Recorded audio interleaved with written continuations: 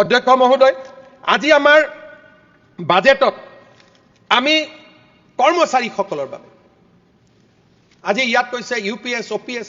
কৰ্মচাৰী পৰিষদৰ আজিকালি যিমান নতুন কৰ্মী আছে তেওঁলোকতো এনপিএছত থাকিব খোজে উলুটাই পৰিৱৰ্তিত কথাবিলাক আমি বুজিয়ে নাপাওঁ এতিয়া যে 1.5 লাখ 1,60,000 ল'ৰা ছোৱালীয়ে চাকৰি পালে তেওঁলোককতো এনপিএছ লাগে কাৰণ আফটাৰ ৰিটায়াৰমেন্ট ওপিএছত কৈ এনপিএছে বহুত বেছি টকা দিব আৰু যাক ওপিএছ লাগে তাৰ কাৰণে আমি ইউপিএছও কৰি দিছো যে এনপিএছ লাগিলে এনপিএছ লৈকে যাওক ইউপিএছ লাগিলে ইউপিএছত যাওক এতিয়া মোক খুদে ওপিএছ কেতিয়া কৰিব কক আৰে যেতিয়া আমি এনপিএছ ইউপিএছ সব কৰিয়ে দিলো কৰিব বাকি কি থাকিলে হ'ব পাৰে যে কিছুমান ভেঞ্চাৰ স্কুলৰ শিক্ষক প্ৰাদেশিকৰণ হৈছিল 2 বছৰ 3 বছৰ চাকৰি কৰিলে তেওঁলোকে সুবিধা পোৱা নাই অবখৰৰ সেই বিষয়টো আলোচনা হ'ব পাৰে আমিতো কেতিয়াও বেয়া নাপাওঁ আজি আমি ইয়াত কলো যে ভেঞ্চাৰ স্কুলৰ শিক্ষকসকলে কলে যে ডেট অফ এপইন্টমেন্ট বদলিব লাগে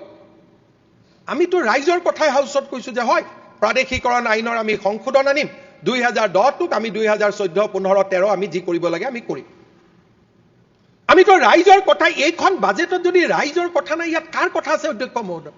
ইয়াত চাহ জনজাতিৰ কথা আছে জনজাতিৰ কথা আছে ভেঞ্চাৰ স্কুলৰ শিক্ষকৰ কথা আছে কৰ্মচাৰীৰ কথা আছে উদ্যোগৰ কথা আছে শিক্ষাৰ কথা আছে নিবনুৱা যুৱক যুৱতীৰ কথা আছে এই বাজেটখন আমাৰ সমাজৰ প্ৰতিফলন নহয় জানো অধ্যক্ষ মহোদয়